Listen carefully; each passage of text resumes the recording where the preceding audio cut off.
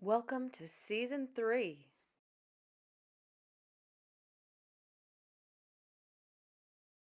There she is. Hello. Hi. How's it going? I'm all right. You're looking good. Oh, thanks. You too. Thanks. Oh my God. Oh my God. I know. Are you in Oklahoma now? I am, yeah. I'm in my home. I know this tropical lushness is a house plant. Sure. Sure. But it kind of brings that feeling of where you want to be. Yeah, exactly. When's the last time I saw you? I don't even know. It- It's it's way too long. Years. Yeah, I think it Years. was like one of your trips back to New York, To New many, York. many, many moons ago. Yeah. Which are Hello and welcome to Change for the Better, the Power of Arts in Education, episode 31. I'm Stacy Tiro, a high school performing arts teacher for over 25 years. I've taught a lot of amazing people. Now that so many of my students are adults, they'll teach me how, through the lessons in my classroom, they have been changed for the better. So today's guest takes us back to the class of 2003. Remember Hilary Becker from 2003. So this was the first graduating class to enter in as a freshman class, because prior to that it was grades 10 through 12, and class of 2003 came in as freshmen. This is a self-professed Jane of all trades. She was involved in so many different aspects of thespians and dance in our school, and she got her feet wet in every production that we did from the time she entered high school. She was on stage, she was backstage, she was in straight plays and the musicals and the dance concerts and the classes. She was in leadership roles. All 4 years of her high school experience were filled with performing arts. And then, of course, one of her most notable star turns was as Miss Adelaide in Guys and Dolls, for which she was nominated for an outstanding duet for her performance of Sue Me with her acting partner, Chad Dentrone, who will hopefully get on the podcast at one of these days, at what was then we called it the Helen Hayes Awards, which was like a sort of a regional high school theater award show. So her early experiences in the arts seemed to be a catalyst for much of the work that she's doing now. And we're going to talk about all that. Back in the day, she took modern dance, ballet, choreography, whatever courses that we offered, she took. And then she continued her training after school at dance club and then with all the thespian shows and musicals. So she found a passion for dance that just carried through to her adult life. After high school, she studied journalism and art history at Ithaca College in upstate New York. And then she went and received her Master's of Arts in Nonprofit Administration from North Park University in Chicago. So she moved out to the Midwest. Throughout her education, she took full advantage of the film and TV programs that were offered by the school, acting in student TV shows and taking theater and dance classes. She got bit, and she never was able to leave that performing arts environment. And once she graduated, she chose to stay in Chicago to pursue a career in the performing arts. So she started working at Chicago Symphony Orchestra and eventually moved to Lynx Hall, which is a performing arts venue that presented works by artists in various stages of their careers. Eventually, she became the associate director, all while practicing her craft, collaborating with other artists, taking classes, and performing. Most recently, she took a giant career leap in 2016 when she moved to Oklahoma City to take a position as curator of public programs and performance at Oklahoma Contemporary, where, according to her bio, which is really, really impressive now, she leads the development of exhibitions and contemporary art-related programming that emphasizes diversity, innovation, collaboration, and community. it all tracks. She has a long list of recognitions and accomplishments, including the founding of her passion project, Jaspera Productions. Did I say it right? Right. Where she produces artistic work by BIPOC artists and facilitates cultural exchanges and performances in the United States, Haiti, and Brazil. Like I said, quite impressive. So I think I've spoken enough. And now I'm going to turn it to my guest, who's going to answer question number one, which is, what is your name, impressive person, the year that you graduated, and tell me a little bit more about what you do now. Thank you. That was exhausting to hear. My name is Marie Casimir, and I graduated Spring Valley High School in 2003. And I always say I'm a multi-hyphenate. I am a curator of public programs and performance. I have my own production company, as Stacy stated, Jasper Productions. And then I'm also a practicing dancer and artist and creator of performance. Wherever you can get arts in, you do it. Yes, in all the crevices. Yeah, I've kind of been sort of following your path from afar, and I mean, like, really, in the blog, I'm gonna tag like her website and the Oklahoma Conservatory, not conservatory, Contemporary. Contemporary, thank you. Oklahoma Contemporary website, just so you can see the kind of work that she's doing. It's and there was some Emmy nomination, like a local Emmy Yes, that nomination. was recently Emmy Yeah, nominated for a dance film that I directed and created. So exciting. Like, amazing. So right, like who yeah, knew? Who knew unexpected. Didn't know. greatness in our midst?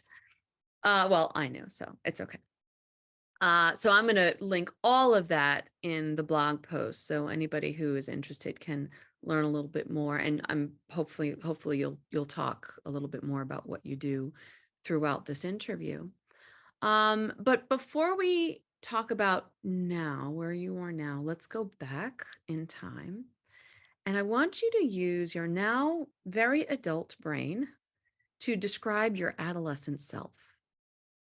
Hmm. Um, let's see. Yeah, adolescent, teenage Marie was full of energy, Mhm. bouncing off the walls, right? Couldn't contain it. Really curious. Like I remember, like I think I asked a lot of questions, and I was just really curious about the world, and quirky, and really quirky. You know, I think those are the things. Maybe Yeah. there's more. Yeah. Lovely, quirky.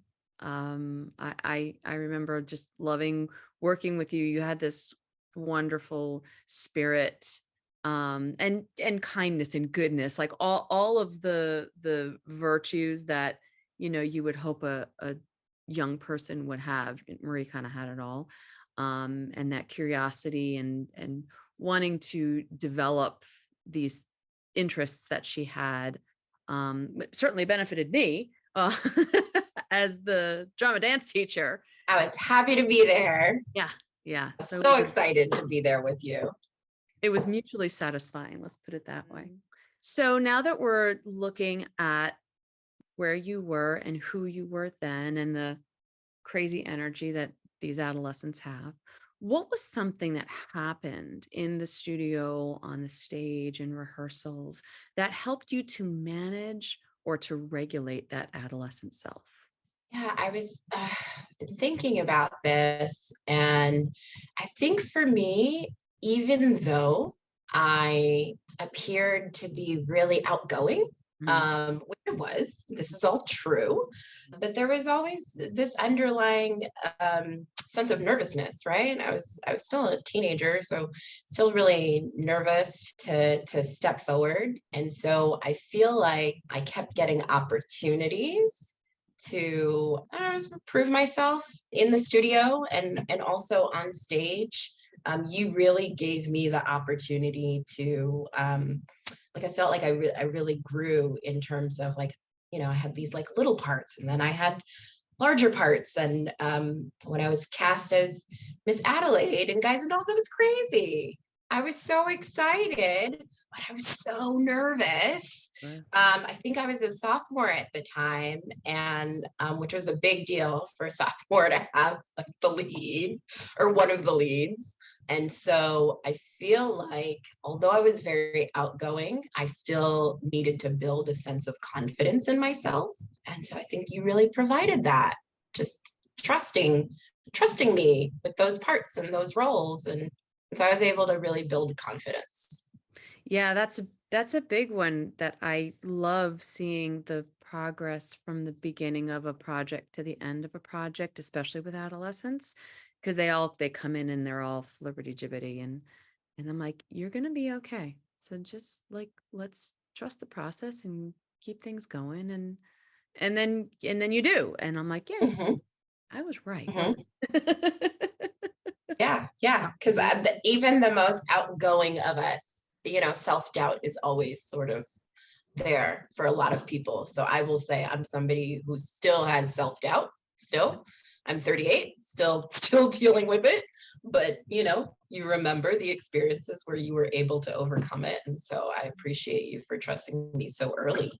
Well, and I love where it has taken you, looking at your resume, and I keep looking at your work and how fully developed and rich that it is. And it's all within your, it's like aligned with, who you are and the passions and the culture that you come from. And I'm it's just it's extraordinary, and that you're bringing it, into this place that values it so highly. I'm so happy for you that this opportunity came Thank up you. that you took advantage of. So, what are some of the lessons, if you can think back, that you learned in the studio that you think about or use today that you brought into today's work? Sure. I think number one, I'm an incredibly collaborative person today in my career and also just in life in general.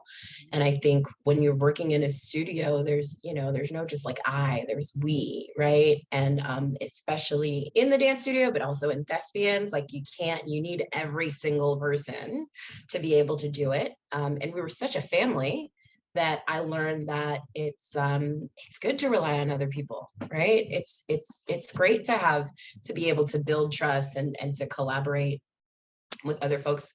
And I learned that really early. I think people always say that about sports, right? That's why people play sports.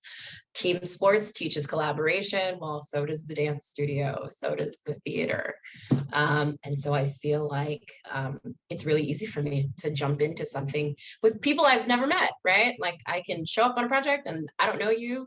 And by the end of the day, I have fallen right into place because I feel like I learned that really early. Mm. Um, so collaborative work, also that you can get better over time. I remember having to learn chaîné turns. I did not have early ballet training like some other folks. And I remember Jamie Goddard, oh my God, bless her heart, taught me. We worked at her house for hours and hours because I needed to get this chaîné turn. I don't remember which show it was, but she worked with me for a very long time. I was not the best dancer. I really wasn't. It took me a long time to get choreography and to also get certain moves. And so for me, it was always like, just keep trying, man. Just keep trying. Yeah, that was very similar to my experience because I started this whole theater thing late. It was like I think I was in like eighth grade when I did my first show, and I was like, oh my God, So I didn't take dance since I was 3 years old. So all the girls who were my age who were enrolled in the dance classes, they were like, you know, Yeah, they'd been dancing since they were like little 4-year-olds in ballet exactly. class. It's Yeah. like in their genetics, in their DNA and everything. And so it took me a long, long time to develop, any sort of skill that was, I'll say, worth anything in the professional realm, And even then I wasn't like the highest caliber of dancer. I was like the, actor, singer, dancer. I was kind of like in that middle, Sure. Yeah, space. same. Exactly. But the fact that, you can have a career, performing arts career, even with, I say limited abilities, just limited amount of time that you have spent, but Mm. that time spent in developing the talent and the skill, it's the most incredible path because I feel like you appreciate it so much more where you came from. Mhm. Yeah, absolutely. I always felt really lucky. I tell people this all the time. I'm like, listen, I didn't grow up dancing. I had a free dance program at school. And that meant all the difference because my parents couldn't afford dance classes, right? I was a gymnast for a very short amount of time, and then I couldn't take those classes anymore because gymnastics is really expensive. Mhm. Um, I got free dance classes, right? In high school. Amazing. So the all of the things that you got, the sense of collaboration, you talked about working with new people and how quickly it is. How does the collaboration play into the film work, the dance film work that you've done? Well, I've worked on dance films in a couple of different ways. One with a production company that's entirely like, this is what they do. They work with not, they don't actually work on dance film, which is interesting. Mhm, They just work in production, film production of all different kinds. mhm, And then I've worked with a friend of mine who's a filmmaker who works with various different artists and has worked with dancers. So there's different like competencies there mhm, and different like language, like you have to learn a new language mhm, almost mhm, to collaborate with people. And so I have a general film background, having been around that work in college and also like on a few other projects. But I really had to, it's so funny, sometimes you're as a dancer you're like, oh, I'm speaking a different language than this crew is speaking. They don't understand what I mean. Just a back and forth, just be having to be generous and kind in exchanging ideas, and also sometimes you're teaching and sometimes you're learning, right? So it's this back and forth about teaching and learning that's really served me um, in the film work. And that's been the learning part has been amazing, like so exciting. I'm It's just like I can't get enough of it. I'm working on another one. oh, something else that might be Emmy nominated. I don't know. We'll see. I'm in pre-production right now. We shall see. Okay. Yeah, so it's been really that I think like the point I just said, the teaching and the learning, that's been really, really great in terms of collaboration for me. When we did last year with the pandemic and we had to do all the virtual stuff, that was the probably the biggest learning curve that I had because everything I had done up until that point was do it on stage. Just like I didn't have to rethink the way I did anything. And all of Right. a sudden we weren't doing it the way we normally did it. And so I have to think in terms of setting up scenes and rehearsing kids like on a Zoom, and how do we get the kids to how do we communicate, well, how do we figure it out first and then tell the kids what they need to do in order to set up their shots and send it in, and then the editing process. It was just this whole new world that I had zero knowledge about before. But collaborating with Hearns Laguerre Jr., who was episode 6, he taught me an immense amount of just about his world, his like videography world. And now I have this new sort of foundation for other potential projects, Right. including this podcast. Yeah, no, I love it. I love it. Yeah, we're in a brand new, it's sort of a brand new phase. My dance film work came out of the pandemic. I was going to make performance and I had this performance scheduled, and I was like, we can't, it's no longer safe. And so I was like, okay, pivot, we're gonna make a dance film, right? Like many of my other, colleagues all around, suddenly we were all making dance films. Yeah, but how incredible it is that there's this new medium now that wasn't I mean, I'm sure there were plenty of dance films out there, Sure. but it wasn't the mainstream. It wasn't what people, were normally seeing. And now it's this medium that maybe somebody would go to first Right. instead of, spending the money on getting a performance venue and having to deal with that. Well, you can create that on your laptop nowadays. Exactly. And it's easily dispersed, right? And more people can see it and engage with it and interact with it. So I'm taking it as like a huge opportunity to grow and also to like follow a path that I think I was on previously and veered away from. And so it feels like I'm actually circling back because I was working in like television and film a little bit when I first left high school. Mhm. How does your body feel? Because moving in well into the 30s now, right? Ooh, I mean, I'm like knocking on 40, Stacy. Yeah. I'm like, do you see these grays? Do you see I these do, and grays? they're lovely and gorgeous, and join the club because yes, Yeah, we I just gotta haven't. rock it. My mother really wants me to color my hair.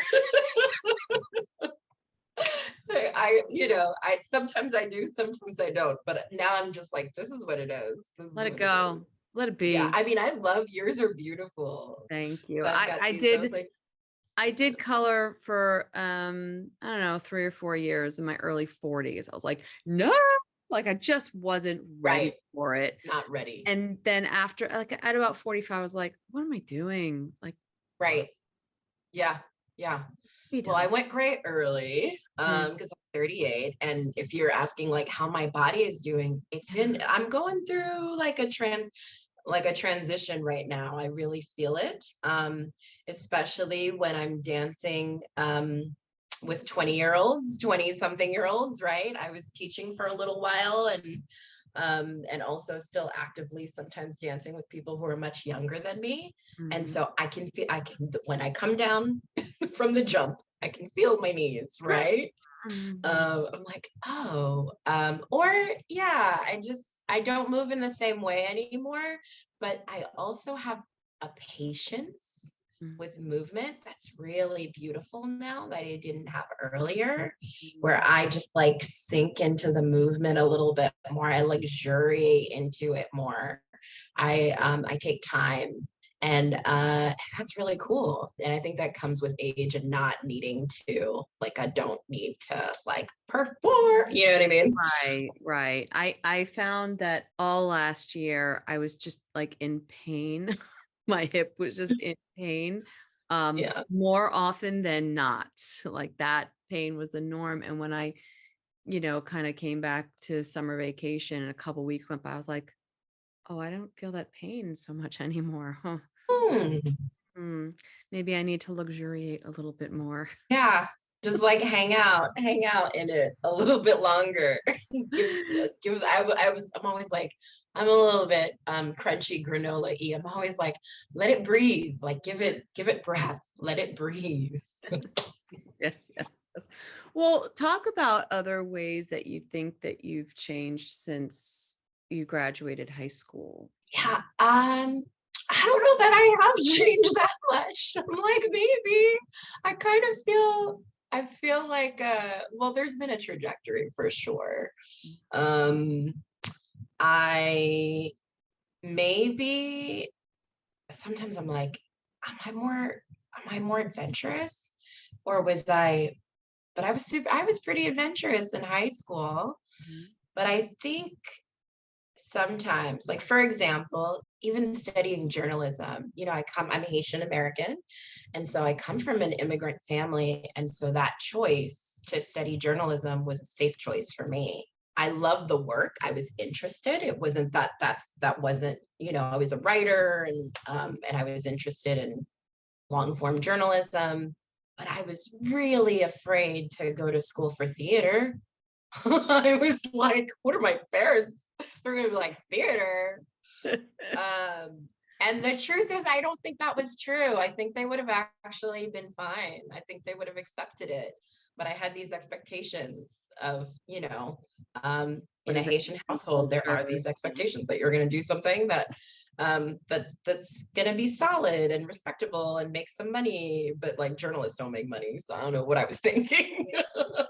Like, I don't know what I was thinking. Very few journalists make money. Very, very few, but it felt like it felt respectable. And I was like, well, if I could just do the thing that I love to do on the side, and also I like to do this, it'll be fine.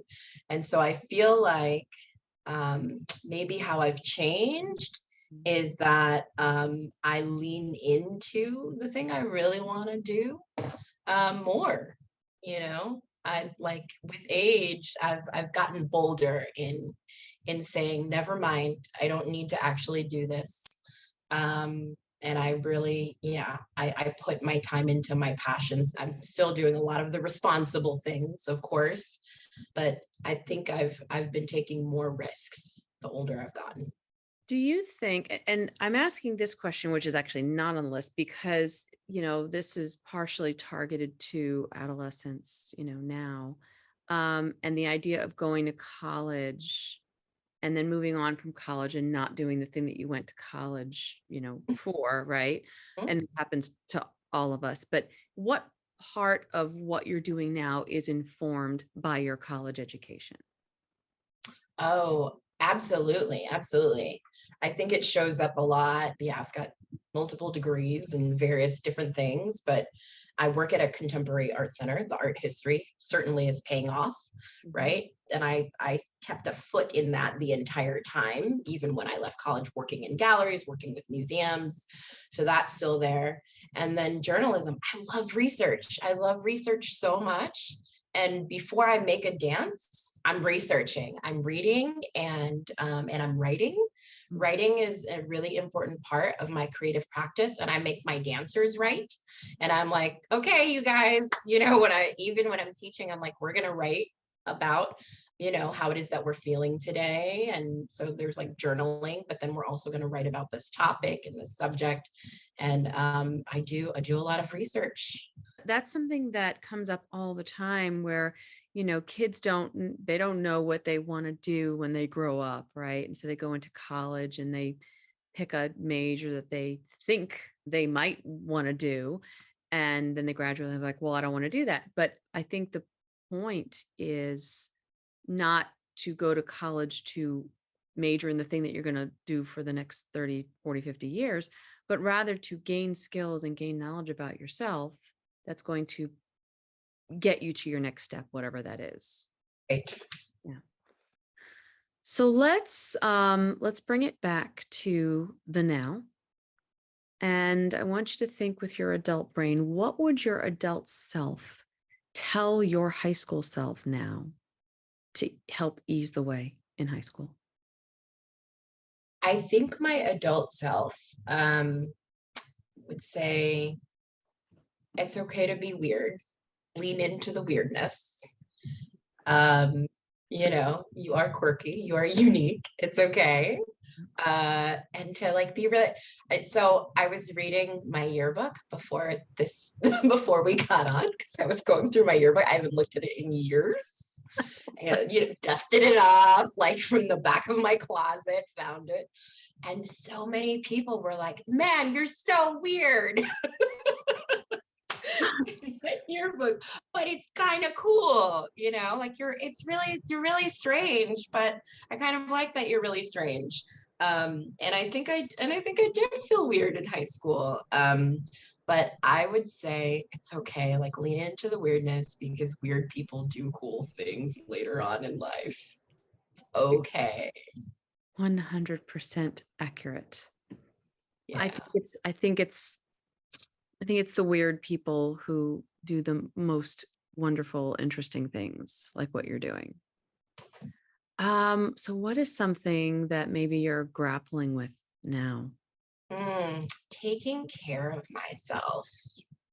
Taking care of myself. I am really busy all the time because I have a lot of different interests, right? That hasn't really changed since high school. That's something that's still pretty consistent. I want to do everything all the time, because I'm excited about the world and what it has to offer. But that does really, like, I'm married. I have a husband. I have two cats and a dog. And so there's a whole little unit that like also needs my love and my attention.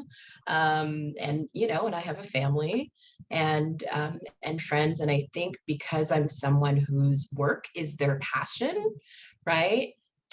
Both like my 9 to 5 job and also my projects, that it can be really easy to forget everything else and to forget myself in the process. And so sometimes I do a pretty poor, the honest truth is I do a poor job of taking care of myself. Mm. But I have a therapist. I see a therapist like regularly, like every other week, if I can. And she keeps me really honest about like slowing down and just taking time. Yeah. So I'm grappling with taking care of myself, truly.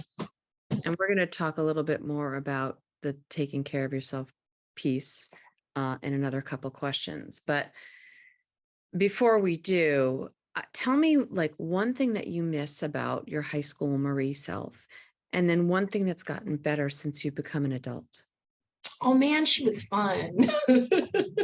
She was fun. So fun. I feel like I boundless joy, Yeah. I would definitely say about myself in high school. And so I had a lot of fun, and I'm still a pretty good time. I'm still like a fun person, but I think that it's like a running theme, but the pressures of the day and everything that I have going on in life, and also just like what's going on in the world, it's really hard for me. I'm a Pisces, so I feel all the feels, and it's really hard for me to witness like the injustices and things that are happening in the world, that matter to me, and to not be impacted. And so I get weighed down by that, and so sometimes I forget to like tap back in to the fun, like boundless joy version of myself in high school. Do you think that you can tap into it within the projects because you're doing all these performance related things? Does that like young Marie kind of come out every once in a while? It does when I'm in the moment, when I'm in the process, right? Like sometimes like the pre-production, everything leading up to it, I'm like, oh God, help me get through this.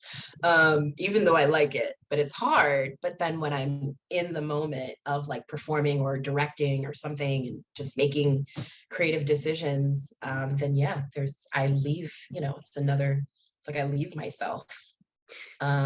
Yeah. Yeah, being in a studio environment, and I say this all the time, like I sometimes I'll walk in and I'm just like not in a good headspace, but okay, I got to teach another class, so okay, here we go, and then we go and rolling on the floor and doing turns and jumping and making fun stuff and creating, and then by the end of the class, I'm like, okay, great, see you later, feeling really good. I'm like, oh, Right.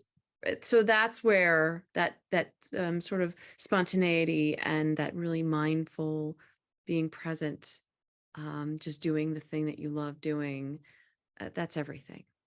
Yeah, it's good. It's good. And I'm not always actively doing that. So I think because I have to balance it with other things, I think I forget Mhm. that is until I have it. And then it's like a serotonin hit. I'm like, oh, okay. Okay. I am okay. This is great. This is great. I think there was another part of your question, but I forgot. Yeah, no, everybody forgets because we wind up getting into it. So that was the one thing that you miss about your high school self. But what is one thing that's gotten better since you graduated? That's gotten better. I'm more sure of like what I want, what I want in life and like who I am. Mhm. And again, it's so funny because I think people would have thought, no, of course, they would have been like, Marie, like she knows exactly what she wants. But like internally, I think it was a huge struggle. I think, so I am more sure, yeah, and more focused on what I want. And that not just like career wise, but just like love and, yeah, and friends and family. Yeah, Mhm. for sure. So if you could give a piece of sage advice to high school students now, what would that be? Love yourself. Love yourself. I know that sounds really basic, but it's like when you're um when you're a teenager, it's so hard because you're going through so many changes, and it's a huge transition time. Mhm. And so love yourself in the best way possible, Mhm. because you are the best person to love yourself because you know yourself the best. That's Just true. love yourself. Yeah. And if you love yourself, then you can love everybody else around you. So, Hmm. yeah. So I'm going to swing back to that taking care of yourself bit, Mm. grapple with. When you do take the time to practice self-care, what are about three examples that you do now to help you to center or to regulate yourself? Absolutely. I was just talking about this morning. I love water. I find water really like cleansing. And so I will take a really long shower, Mm. like put on some tunes, take a long shower, maybe a face mask, like wash my hair, like nothing. It's just basic, but like a really long, hot shower. I meditate when I can. Lately it's been not great, but I do know that when I do it, which is just like, it's nothing complicated, it's just deep breathing, right? Deep breathing, feeling myself on the ground. I have a little space, and this is my home office, so I've dedicated a little space for that. And so like remembering that that's there for me when I need it. And so I would say that. And then sleep. Laying in the bed, just like literally like, oh, I'm just not gonna get out of this bed for a while. Yeah. What are your hours in for work? Depends. I work in performance, so and programs, so I do have like a regular like 9 to 5, but then some days, I'm there till 10 o'clock because we have an artist Then talk or conversation, or there's a performance. And I change, I regulate it, I change it, and sometimes I'm working on the weekends. So if you're working in performance, your hours are irregular. yes. Yes, they are. Yes, as you know, as you know. Yes, there are times Hell when Week I'm taught me well. I've been prepared since Hell Week. That's right. That's right. There are times when I'm home, I can be home like 2:30. I'm like, it's a great day.